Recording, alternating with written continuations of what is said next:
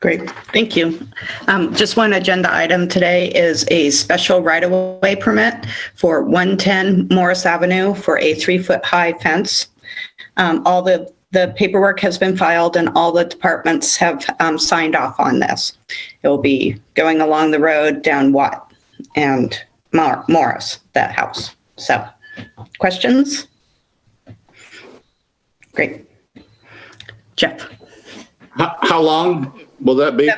That will be a 7-year with 7 years, and then they can renew it. Okay. So, okay. Seeing no other questions, that's the end of my agenda. Thank you. Okay, thank you. We'll now move on to Transportation Committee, and that's chaired by Councilmember Katsas, with Council members Crowell and Claude Felter serving on that committee. President Nicely, thank you. I also have just one point to discuss this evening. The title on the agenda is Infrastructure Authority, and this is coming from the City Safety Service Director.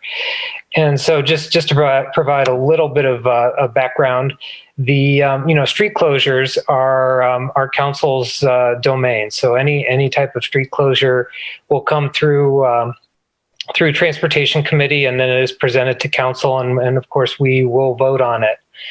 What this request is just for any type of logistical needs that may arise that administration might need to act on between now and the end of the year. So basically, and it could also be stretched into the end of January. So, we're looking at some things that are coming up here that the administration would like to have some tools in their toolbox to hopefully keep any type of crowd control under control. Do we have any questions, or does the mayor want to add anything to this?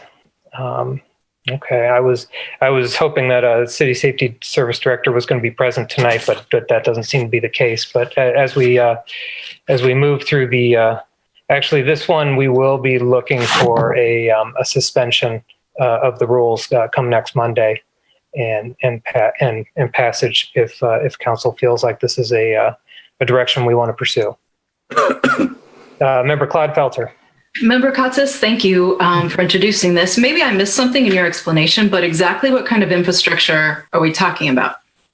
This would be this, instead of having a street closure come in front of council, this would give administration a short-term power to have street closures.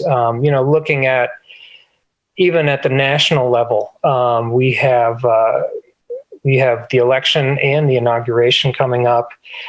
And we have a commander-in-chief that has already hinted at the idea that it may not be a peaceful transfer of power.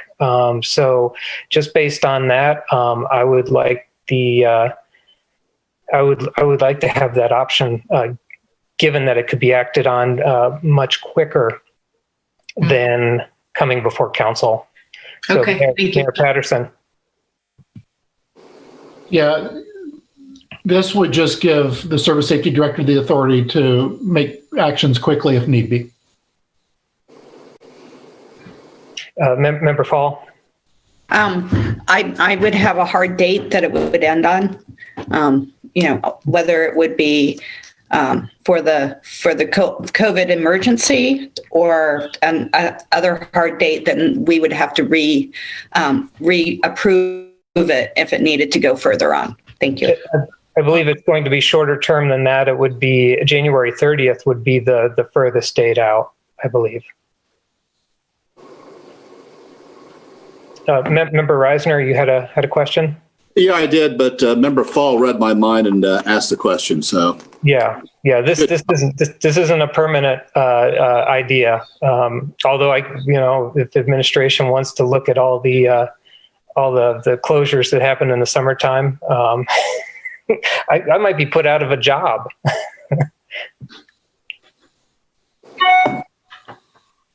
Any other questions? Okay, then that is all for Transportation Committee this evening. Thank you.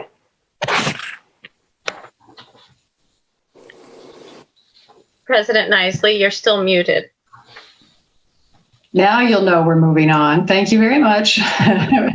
We now have City and Safety Services and Committee, and that's chaired by Councilmember Grace and joined by Council Members Fall and Clodfelter.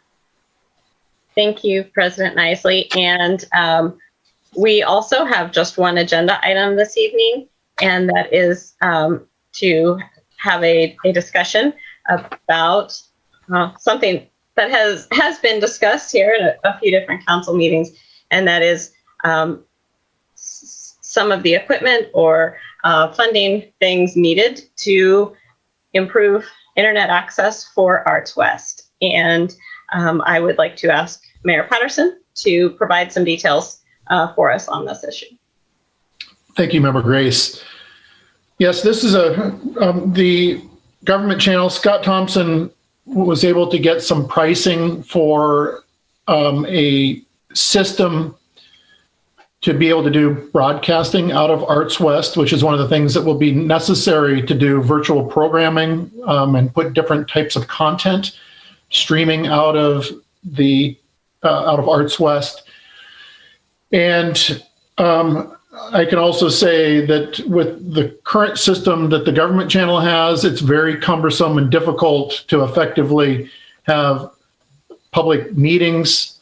And so he ended up getting a quote for 2 systems, and that quote is for $67,840. This is a CARES Act eligible items so that we can effectively operate as a city. And Arts West has never had a broadcasting system, so it fits for Arts West as well, so that the city can get arts and culture content streamed to them if they choose to. For the Arts West project, this would come under project number 334 under the fund line 285. For the government channel, this would just come out of 285, which is the CARES Act fund line. So that's the update on that. I know that I've spoken to council before about running fiber from the city building up to Arts West. That is still being planned. We're still working through the details of making that happen. So there will be more legislation, I'm sure, in the near future coming to council with the project 334 for getting fiber up to Arts West. Thank you, Mayor. Are there any members of the committee that have questions? It's more of a, it's more also of an observation that it will be functional beyond COVID, and it's enhancing capacity right now. It's also enhancing resiliency, because these sort of capacity building projects help our city to remain connected in case of emergencies and those sort of things. So it really does help with sustainability and the resilience, especially when it comes to other things beyond COVID. So thank you. Thank you. And Member Clodfelter? And kind of backing up the comments that Member Fall just made, I applaud the city for finding a way to use the CARES money to help Arts West, but also to be beneficial for a long time, even after COVID ends. I think that's really smart. I think that we've been using the CARES money really effectively for lots of things in the community. So thank you. Any other questions or comments from members of council? Yeah, Member Reisner. Yeah, I'm not really sure if this is a question or just an observation. Our government channel funds revenues are somewhat subsidized from our cable revenue that comes from Spectrum. Of course, that's in decline, but I understand from the auditor that $70,000 was budgeted this year for that in terms of revenue projection. And according to the auditor, we're right on track. We are receiving the necessary revenues for that. Will this project in any way have an impact on our government channel funds from our other sources, or not? I don't have any answer to that, Member Reisner. I don't think that it will, but I can certainly have more lengthy discussions with Scott Thompson. And I guess what I'm asking of what our government and key folks budget for various projects and different buildings and so on. Would we be in some way double budgeting or double paying for particular equipment that was already budgeted for during the year, and now we have this CARES money coming in? Would we be saving from one line in that case, or would we still have to say, well, it's already been budgeted from this line, we have to use that? No, to my understanding, Member Reisner, the government channel, we never budgeted for a pandemic. We never budgeted to have to get a new system that is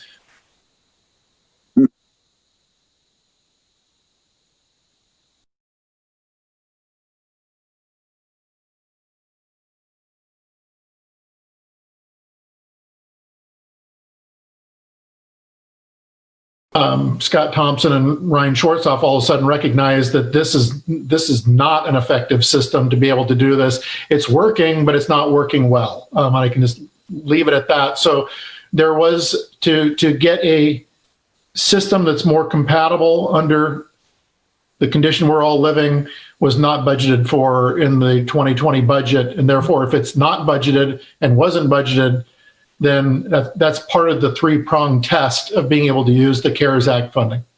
Okay, thanks. Yep. And that's also my understanding, from the city council budget for the government channel area, that was not budgeted. Yeah. And we do have a member of the public. Oh, I see. Yes, your hand was just barely peeking up. Member Smedley, go ahead. Hi, yes, thank you, Member Grace. No question, just comment, appreciation that this is moving forward. And to echo some of the other comments, this will keep Arts West relevant into the future. I think we'll find in a lot of our lives, some of the things that we've adopted during the course of this pandemic, some of those things may remain because they're either more cost effective or and whatnot. And so this will just create more opportunities for Arts West. So just appreciation to administration for seeing this through. Yeah. Member Reisner? I'm sorry, just one last question popped in my head. Since this equipment is complex and it's going to have to be serviced and maintained, and is this going to stretch Ryan and Scott to the breaking point, or are they like Gumby? Can we stretch them further? And I think they're pretty flexible people. No, we've spoken about that too. I know where you're coming from, Councilmember Reisner, because there will be a level of expertise that they bring to the program specialist at Arts West to make sure that it's being operated correctly. They've agreed that they would certainly be able to do that. So I don't think at this point in time that they haven't indicated to me that they feel like they're about ready to lose arms or legs or anything like that. And I would just like to add that in spite of the challenges and hurdles, much appreciation to our government channel team. They've been managing and coordinating a lot of Zoom meetings that was certainly not something any of us expected to be asking of them at the start of this year. So I hope that we are able to move forward with the acquisition of equipment that will hopefully in the long run make their jobs smoother. So speaking of that, we do have a member of the community who would like to speak. And Scott, are you able to bring Alan Swank in? And Alan, as usual, if you would please introduce yourself and provide your address, and if you're speaking on behalf of any particular group here this evening. Good deal. Am I on? You are on. Okay, go ahead, President Isley. I'll promise to keep it under 3 minutes. Alan Swank, 40 Townsend Place. I am not speaking on behalf of anyone or any group. However, I am a member of the city's Arts, Parks, and Recreation Board. When I looked at the agenda early this morning, I was very, very glad to see this item on the agenda. And I've been doing some homework on this because this is something that's been on the agenda and on the table for Arts, Parks, and Recreation for well over a month. I've had conversations with the rec director. I've had conversations with the mayor about this, and I'm very, very excited about this possibility. However, I got on the phone today and called the managers, directors of some of the performance venues in the area, because what we're talking about is outfitting Arts West, which is a performance venue, among other things, to be a state-of-the-art facility where we can do all kinds of things. Ryan and Scott do a wonderful job, as several of you said, with the Zoom meetings and all of that.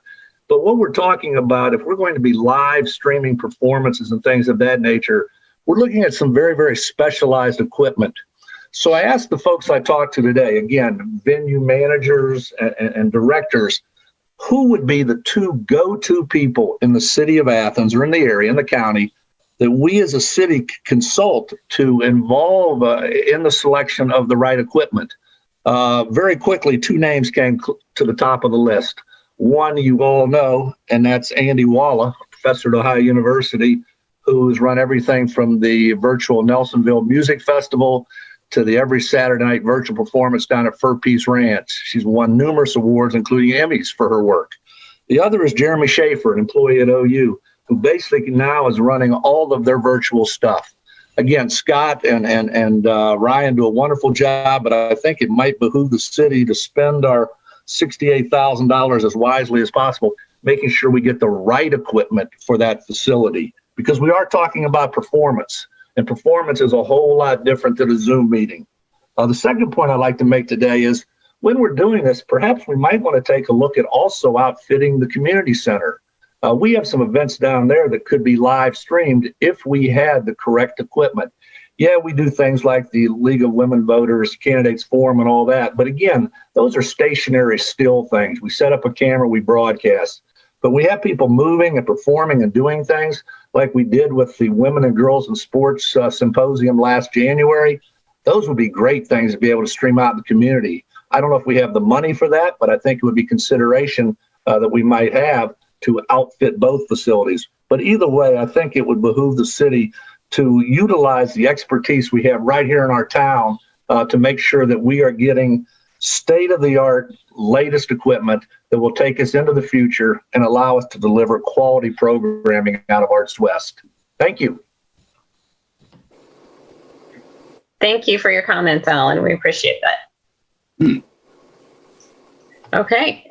If there are no further questions or comments from members of council, that concludes this committee meeting.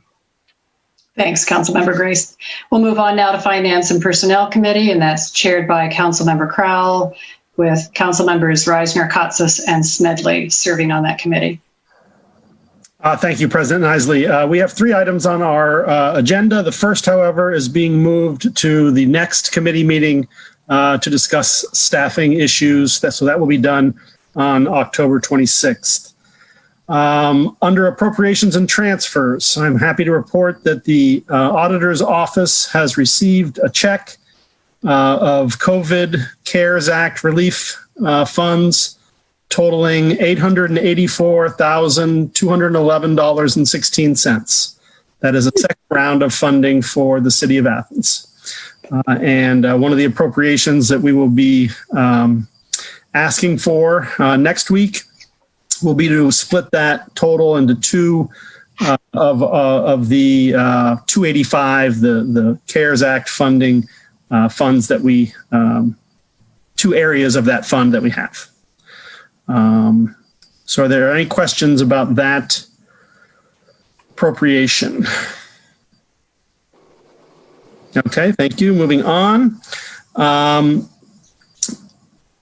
I believe we have discussed the possibility, and I will bring it forward as a committee item again, or for the first time perhaps now, the city administration has worked with the Athens City County Health Department as well as with the county commissioners to jointly fund the purchase of very cold freezers that will be necessary for the storage of a COVID-19 vaccine when a safe and approved vaccine has been prepared for across the United States, and Athens receives ours. We're told that the vaccine must be kept at a very low temperature. We are very lucky to have a local company that makes excellent low freezers.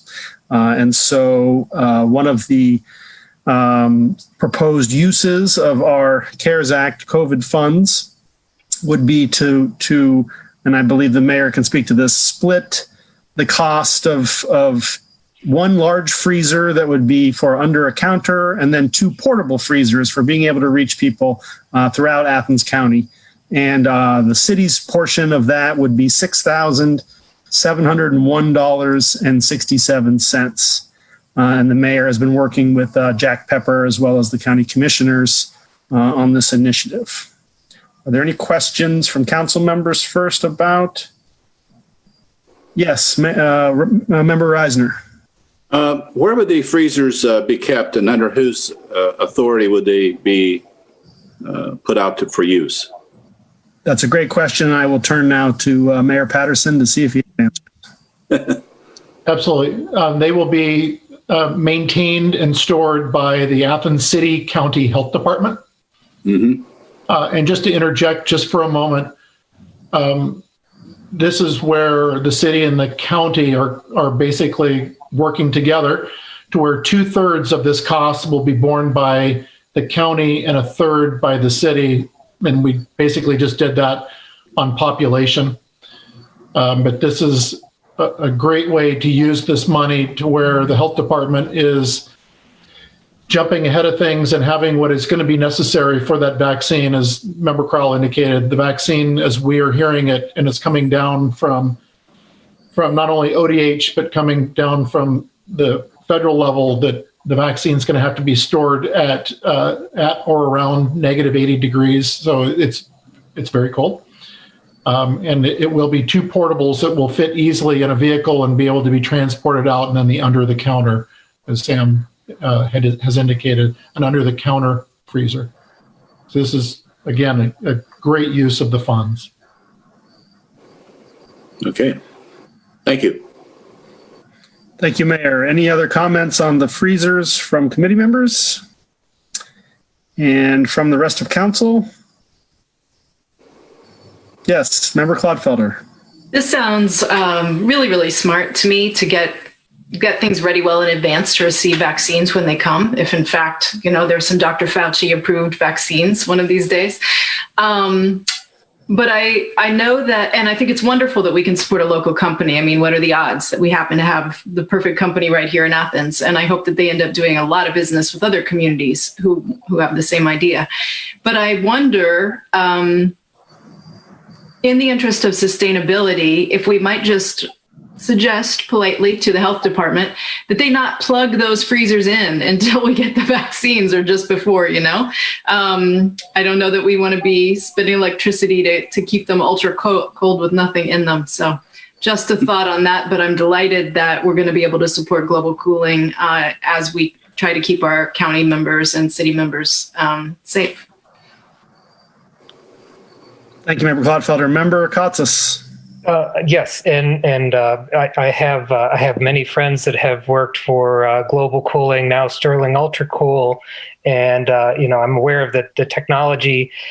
When you look at this versus what other freezers that are designed to go to these temperatures, these are extremely efficient with using that Sterling engine technology, and it's also something that it can operate out in the county without an additional power source. These smaller units, you don't have to plug them in. You can run them off of a very small generator because the draw of electricity is very small. So, I think from a sustainability standpoint, we're actually purchasing technology that will be present, across the board, but isn't there yet because the units just haven't been produced.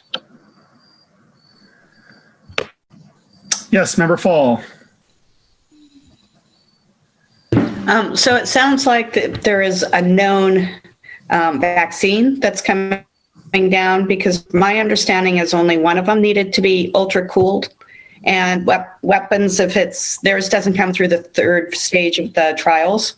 And I'm wondering if we could return the freezers if we don't need them, sort of thing. Thank you. And I don't have an answer to that, but it's something that we can consider, Mayor Patterson, as we have these discussions. Or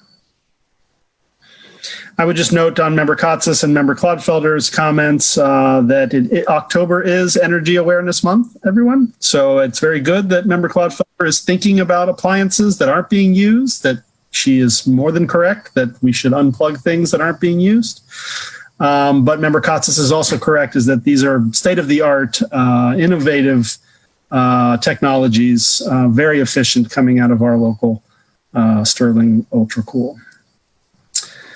Any other comments on the freezers? Okay, and the final item on our agenda is to report and have a discussion that the auditor's office and the mayor's office are recommending that we pay off 2 upcoming loans in total, and I agree with them. This is $170,000 owed for the sanitary sewer system upgrades, and $150,000 for our water treatment plant upgrades. And we are at a point now where we can pay these off in full and get them off the books. And those are proprietary funds that have the money, and I am in support.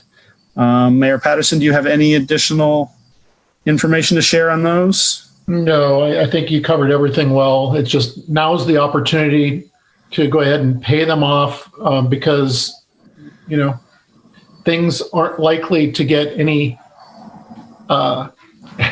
better in terms of revenue when we're looking at 2021 in the budget process right now. So I think it's just wise to pay them off now.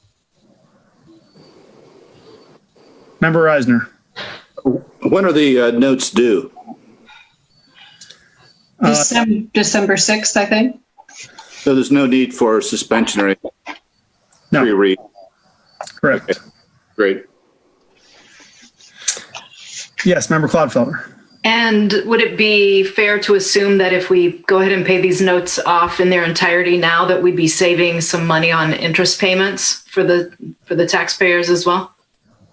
Absolutely. I mean, if we only paid a portion of them and extended them further, then we would be paying additional. Yes. So it does save money to pay them off. Excellent point. Member Reisner. Well, another thing to consider is our bond rating. When we pay these things off in full on time, Moody's looks at that and they say, well, you're a good risk, Athens. We're going to kick your bond rating up a notch. Your interest rates will be lower from now on. So it pays in the long run to do this. Excellent point. Thank you. Okay, seeing no further discussion, that will be the end of Finance and Personnel this evening. Okay. And thank you for an efficient meeting tonight. We'll stand adjourned. Our next meeting will be next Monday, October 19th. Good night, all.